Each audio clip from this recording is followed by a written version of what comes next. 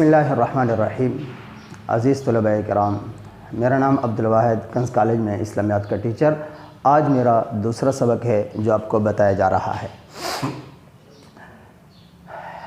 ہم نے سورہ انفال کے بارے میں پڑھنا تھا، اور سورہ انفال کے اندر اللہ تبارک و تعالی نے چونکہ غزوہ بدر کا ذکر کیا تو میں نے آپ کو پہلے سبق میں غزوہ بدر کا خلاصہ بتا دیا تھا، اور آج کے سبق میں میں نے آپ کو سورہ انفال کی پہلی آیت کا ترجمہ اور مفہوم سمجھانا ہے۔ تو میرے عزیز طلباء کرام، اس سورت کا نام سورۃ الانفال کیوں رکھا گیا؟ کیونکہ انفال نفل کی جمع ہے، نفل کا معنی اضافی چیز، اور انفال مال غنیمت کو کہتے ہیں۔ اور مال غنیمت چونکہ ایک ایکسٹرا مال ہوتا ہے، اضافی مال ہوتا ہے جو صحابہ کو ملا ہوتا ہے، ان کا اپنا ذاتی نہیں ہوتا، کافروں کی طرف سے ان کو ملا ہوتا ہے، اس لیے ان کو انفال کہا گیا۔ بھئی وہ ایک اضافی چیز ہے، اس کو مال غنیمت کہتے ہیں۔ اور نفل کا معنی دیکھیں، نفل کا ویسے بھی معنی اضافی چیز ہے۔ آپ ایک فرض نماز ہوتی ہے، ایک فرض روزہ ہوتا ہے، تو اس طرح ایک نفلی نماز ہوتی ہے، ایک نفلی روزہ ہوتا ہے، چونکہ وہ ایک اضافی ہوتا ہے، آدمی کے اوپر واجب نہیں ہو، آدمی کے اوپر اس کو ادا کرنا واجب نہیں ہے، وہ ایک اضافی چیز، اس لیے ان کو بھی نفلی عمل کہا جاتا ہے۔ اس لیے یہاں پر بھی چونکہ مسلمانوں کا اپنا ذاتی مال نہیں ہوتا، جنگ کے دوران کافروں سے حاصل کیا ہوتا ہے، اس لیے اس مال کے لیے اللہ تبارک و تعالی نے، چونکہ مال غنیمت ہے، اس کے لیے اللہ تبارک و تعالی نے انفال کا لفظ استعمال کیا ہے۔ اور انفال نفل کی جمع ہے، انفال نفل کی جمع ہے، ٹھیک ہے بچوں۔ اور نفل کے بارے میں نے آپ کو بتا دیا بھئی نفل کا اضافی معنی کیوں، اور اس کو نفل کیوں کہا جاتا ہے، اور اس سورت کو سورہ انفال کیوں کہا جاتا ہے۔ تو میں نے کہا بھئی انفال کا معنی ہے مال غنیمت۔ اب مال غنیمت کی تعریف کیا ہے؟ مال غنیمت اس مال کو کہا جاتا ہے بچوں جو مال مسلمان کافروں سے جنگ کے دوران حاصل کر لے، اس مال کو مال غنیمت کہا جاتا ہے۔ اگر جنگ کے علاوہ کسی بھی صورت میں حاصل کیا جائے پھر اس کے لیے دوسرا لفظ استعمال ہوتا ہے جس کو مال فے کہا جاتا ہے، جس کو مال فے کہا جاتا ہے۔ تو لہذا مال غنیمت، چونکہ یہ صحابہ کے درمیان یہ غزوہ بدر یہ پہلا غزوہ تھا جو مسلمانوں اور کافروں کے درمیان ہوا، جس میں باقاعدہ لڑائی کی تک کی نوبت آئی، یہ پہلا غزوہ تھا، اور اس میں یہ پہلا مال غنیمت تھا جو مسلمانوں کو ملا۔ اب اس مال غنیمت کو کیسے تقسیم کیا جائے؟ صحابہ انتہائی زیادہ پریشان تھے۔ جنگ جیت لی مسلمانوں نے، اس کے بعد مال غنیمت کو حاصل کر لیا، مال غنیمت پر قبضہ کر لیا، رات کو واپس اپنے خیمے میں واپس آ گئے، اور اب اس مال کو کیسے تقسیم کریں، اس کے بارے میں اللہ تبارک و تعالی نے، چونکہ اس صورت کے نازل ہونے سے پہلے اللہ تبارک و تعالی نے مال غنیمت کی تقسیم کو کہیں حکم نہیں دیا تھا، نہ طریقہ بتایا تھا، تو اس لیے صحابہ انتہائی پریشان بھی تھے، اور بعض صحابہ میں تھوڑا سا اختلاف بھی پیدا ہوا۔ صحابہ کی 3 جماعتیں بن گئیں۔ ایک گروپ کہنے لگا یہ اس مال کے ہم حقدار ہیں کیونکہ اس کو ہم نے جمع کیا۔ دوسرا گروپ کہنے لگا کہ چونکہ کافروں کا تعاقب ہم نے کیا، کافروں کو بھگایا ہم نے تھا، اسی لیے لہٰذا یہ مال ہمیں ملنا چاہیے۔ تیسرا گروپ انہوں نے کہا ہم آپ علیہ السلام کا پہرہ دے رہے تھے ہر طرف سے، تو لہٰذا یہ مال ہمیں ملنا چاہیے۔ تو یہ صحابہ آپس میں تھوڑا سا انہوں نے اس معاملے میں مال غنیمت کی تقسیم کے بارے میں تھوڑا سا ان کے درمیان اختلاف پیدا ہوا، اور یہ بات آپ صلی اللہ علیہ وسلم تک جا کے پہنچی۔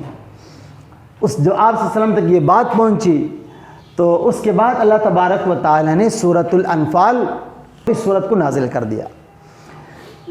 اس سورت میں اللہ تبارک و تعالی نے آپ صلی اللہ علیہ وسلم کو مخاطب کیا، اور آپ علیہ السلام کو کہا کہ اے محمد صلی اللہ علیہ وسلم، آپ سے جو صحابہ سوال کرتے ہیں مال غنیمت کے بارے میں، آپ ان کو جواب دیجئے، ان کو کہیں اور جواب دیں کہ مال غنیمت کے مالک اصل میں آپ لوگ نہیں ہیں، بلکہ مال غنیمت کا دراصل حقیقی مالک اللہ ہی ہے، اللہ اور اس کا رسول ہے۔ لہٰذا اللہ اور اس کے رسول کے حکم کا انتظار کرو کہ جیسے اللہ اور اس کے رسول کی طرف سے حکم نازل ہوگا تو اسی کے مطابق جا کے اس مال کو تقسیم کیا جائے گا۔ پھر صحابہ فوراً خاموش ہو گئے، اور پھر اللہ تبارک و تعالی نے 10ویں سپارے کی پہلی آیت میں وَاعْلَمُوا أَنَّمَا غَنِمْتُم مِّن شَيْءٍ فَأَنَّ لِلَّهِ خُمُسَهُ وَلِلرَّسُولِ وَلِذِي الْقُرْبَىٰ وَالْيَتَامَىٰ وَالْمَسَاكِينِ وَابْنِ السَّبِيلِ۔ اس آیت میں اللہ تبارک و تعالی نے مال غنیمت کا تفصیل کے ساتھ جا کر ایک تقسیم کا طریقہ بتا دیا، چونکہ اس سے پہلے یہ آپ صلی اللہ علیہ وسلم اور آپ علیہ السلام کی امت پر اللہ تبارک و تعالی نے خصوصی انعام کیا کہ مال غنیمت اس کو آپ یوں ہی ہیڈنگ بھی دے سکتے ہیں کہ مال غنیمت کا حکم، مال غنیمت کی تعریف، مال غنیمت کا حکم، کہ مال غنیمت کا حکم یہ ہے کہ آپ صلی اللہ علیہ وسلم اور آپ علیہ وسلم کی امت کے لیے مال غنیمت کو حلال کر دیا، وہ اپنے استعمال میں لا سکتے ہیں۔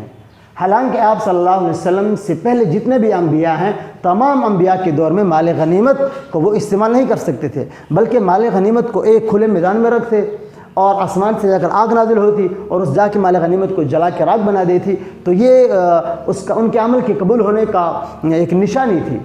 مال غنیمت کو استعمال نہیں کر سکتے تھے، تو آپ صلی اللہ علیہ وسلم اور آپ علیہ وسلم کی امت کے لیے اللہ تبارک و تعالیٰ اس مال کو حلال کر دیا۔ آپ علیہ السلام کی حدیث ہے احلت لی الغنائم، میرے لیے مال غنیمت کو حلال کر دیا، ولم تحل لاحد من قبل، اور اس سے پہلے کسی کے لیے بھی یہ مال حلال نہیں تھا۔ تو اب میرے عزیز طلباء کرام، اب جو سوال صحابہ نے اٹھایا پھر آپ علیہ السلام نے جواب دیا، اب اسی سوال اور جواب اسی آیت کے اندر منقول ہے، تو لہٰذا توجہ سے سنیں، میں ترجمہ کرتا ہوں۔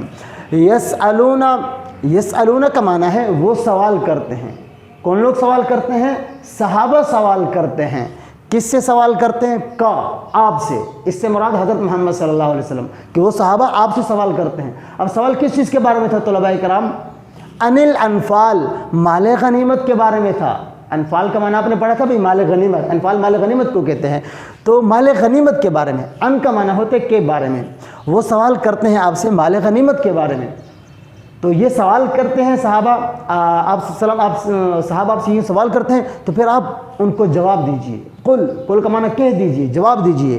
الانفال، انفال کا معنی کیا؟ پہلے آپ نے پڑھا تھا یہاں پر، وہاں پر بھی آپ نے پڑھا تھا، اس کا معنی مال غنیمت۔ تو آپ جواب دیجئے کہ الانفال، یہ جو انفال ہے، یہ جو مال غنیمت ہے، یہ اللہ کے لیے ہے، والرسول، واو کا معنی عربی کے اندر اور ہے، یہ مال اللہ کے لیے ہے اور اس کے رسول کے لیے۔ مطلب کہ اس مال کا آپ انتظار کریں کہ جو طریقہ اس کی تقسیم کا اللہ تبارک اور اس کا رسول جا کے حکم دیں گے، اسی کے طریقے کے مطابق جا کے اس کو تقسیم کیا جائے گا۔ تو یہ سبق اب آگے جا کے ان کی تفصیل انشاءاللہ پڑھیں گے اگلے سبق میں۔